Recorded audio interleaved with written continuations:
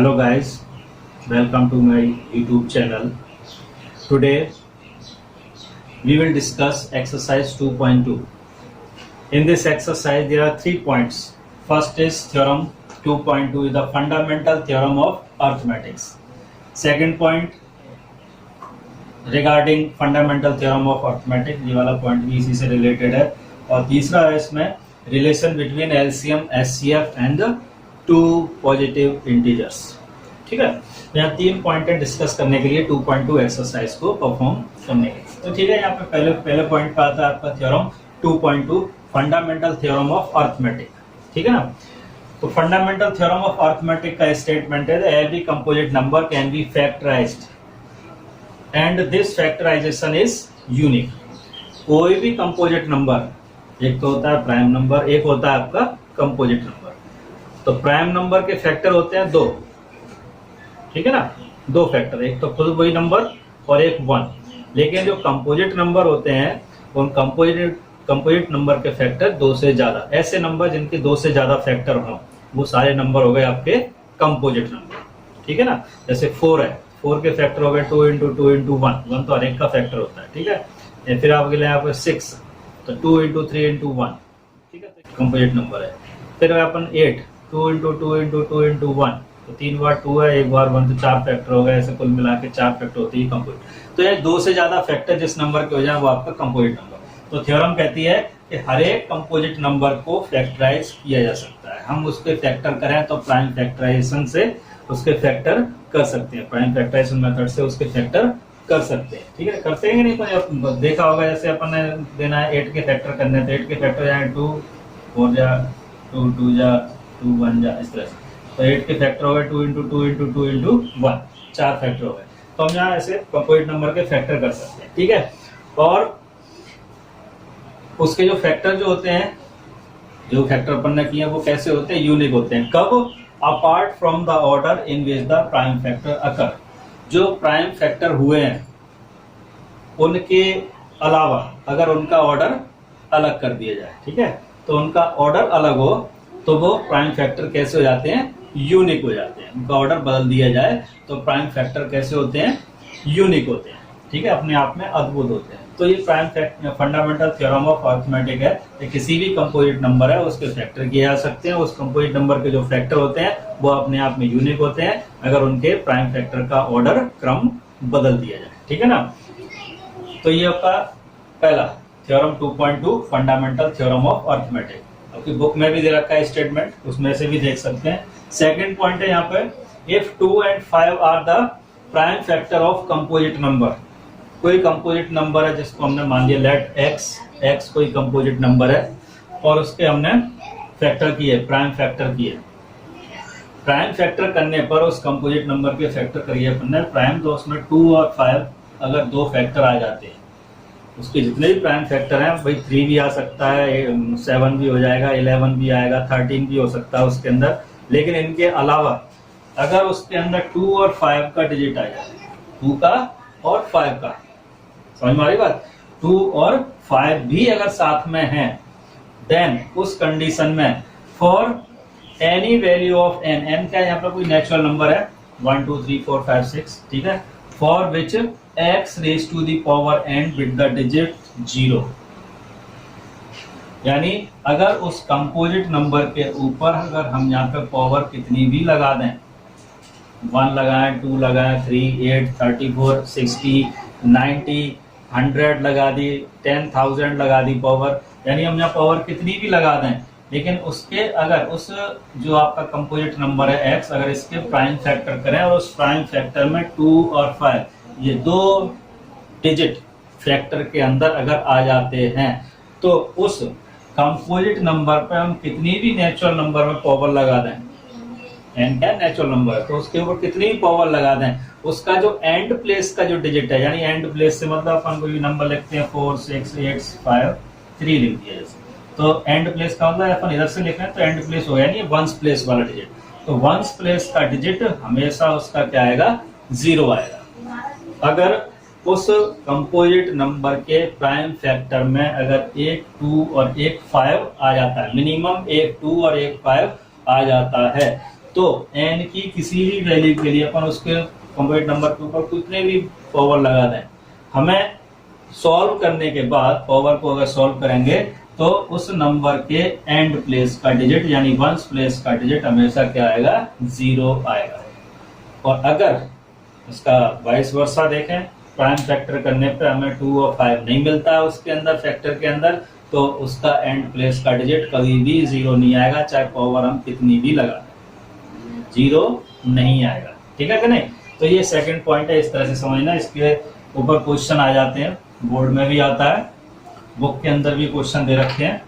और यहाँ पर थर्ड पॉइंट है, आपने रिलेशन पूछा है इसमें, relation between LCM and HCF. तो LCM of A and B and HCF of A and B, इन दोनों के बीच में, यानी ए और बी आपके क्या है, दोनों यहाँ पे पॉजिटिव इंटीजर है, दो पॉजिटिव इंटीजर। तो ए और बी दो पॉजिटिव इंटीजर है, दोनों पॉजिटिव इंटीजर का एचसीएफ निकालें और एलसीएम निकालें।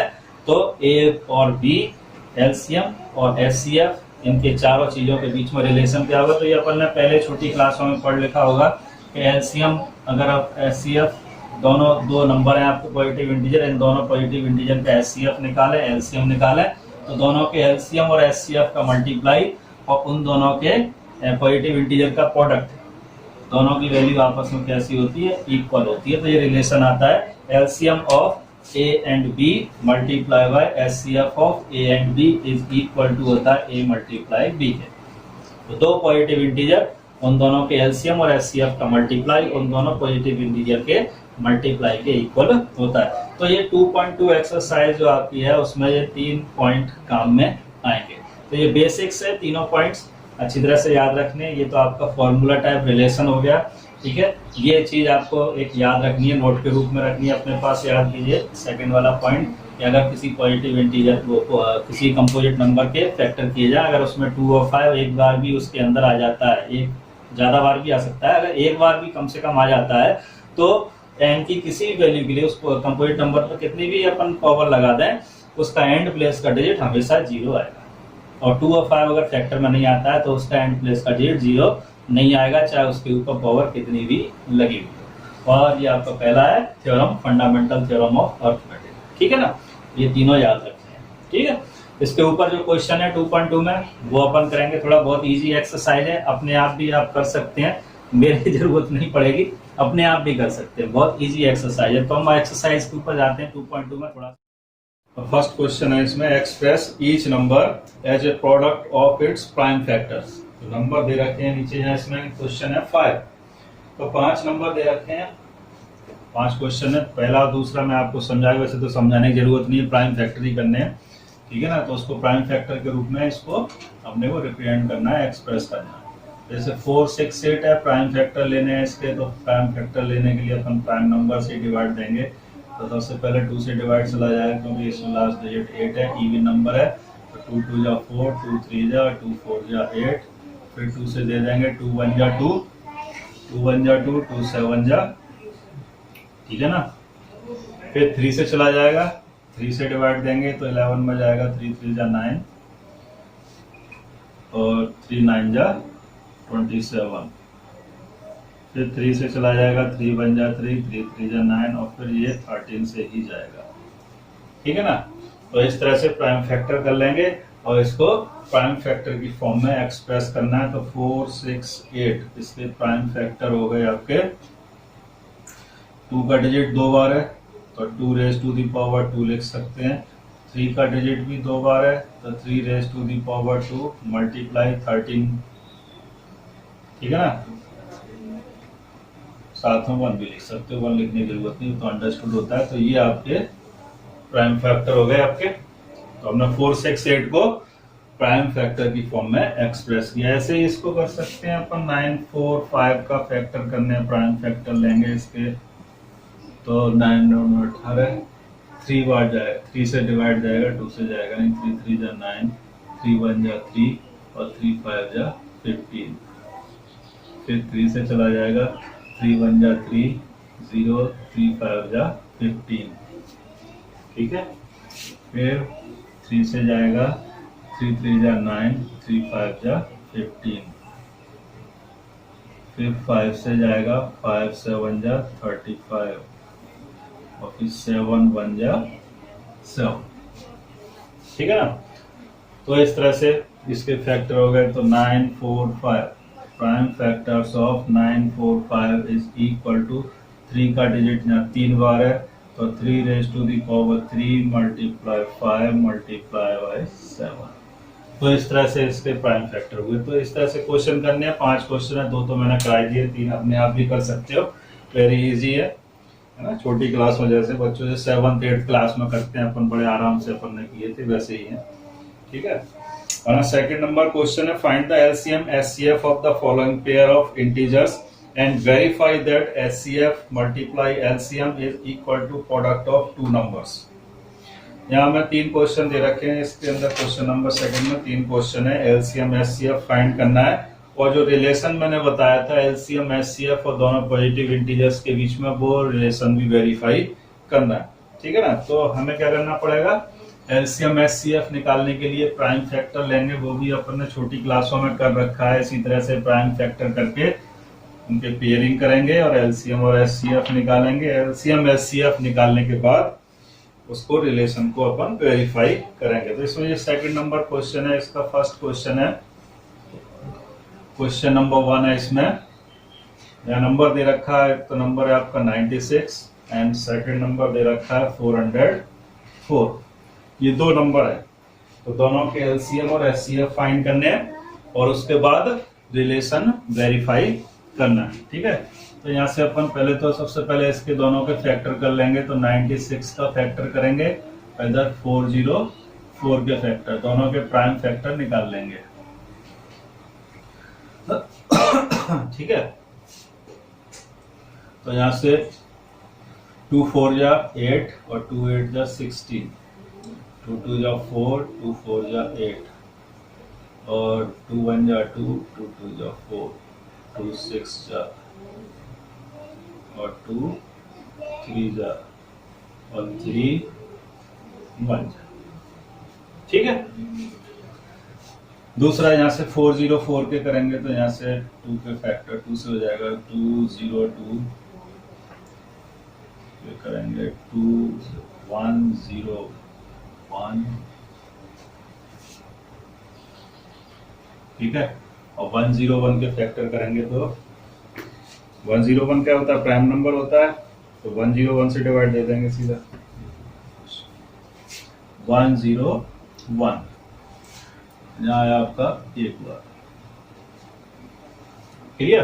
तो ये इसके फैक्टर हो गए, दोनों के फैक्टर निकाल लिए। तो 96 का फैक्टर आया, 96 का फैक्टर आया आपका 2, कितनी बार है यहाँ पे 1 2 3 4 5 बार है, तो raise to the power 5 multiply by 3, ठीक है।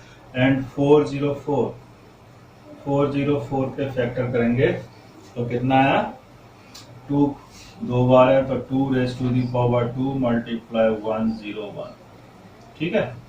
ये फैक्टर हुए इसके। अब इसके बाद निकालना है एलसीएम और एचसीएफ। तो एलसीएम निकालने के लिए क्या करते हैं, एलसीएम ऑफ 96 एंड 404, 96 एंड 40, तो एलसीएम, और दूसरा हुआ आपका एचसीएफ।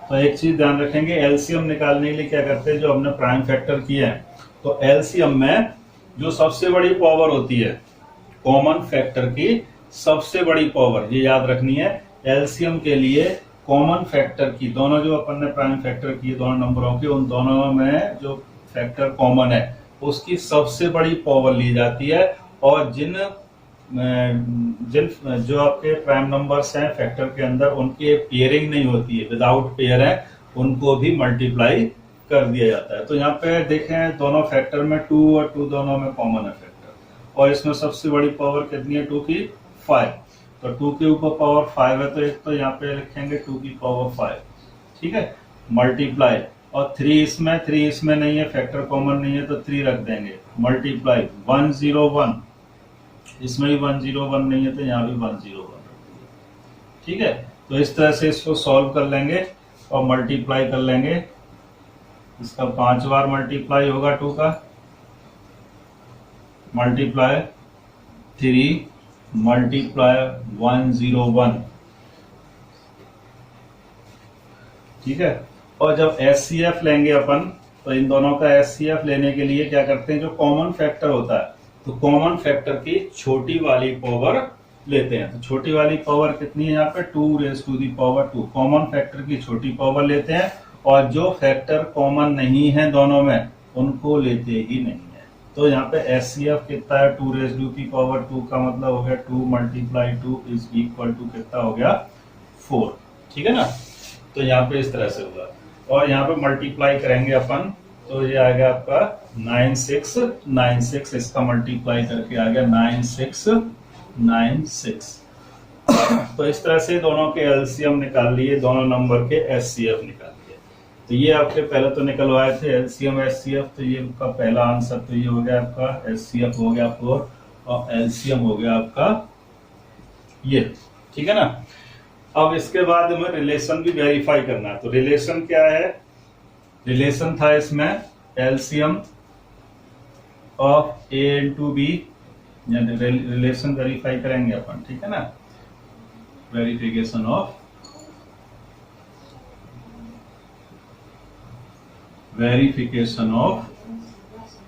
रिलेशन।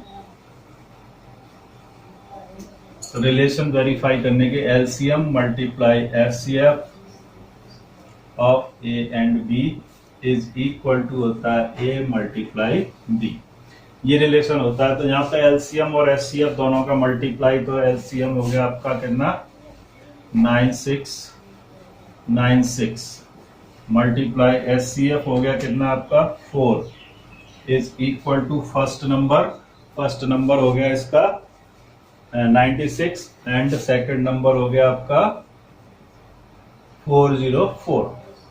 अब इधर दोनों का मल्टीप्लाई करेंगे और इधर दोनों का मल्टीप्लाई करेंगे, तो मल्टीप्लाई करने पे आपने वो कितना मिलेगा यहाँ पे 38784, और इन दोनों का भी मल्टीप्लाई करेंगे तो 38784, ठीक है ना। तो इस तरह से दोनों के मल्टीप्लाई करने पर left hand side equal to right hand side हो जाएगी। तो ये आपका वेरीफाई हो जाएगा रिलेशन, ठीक है ना। तो ये आपने वो करना था, तो रिलेशन वेरीफाई करना था और इस तरह से एलसीएम और एचसीएफ निकालना था।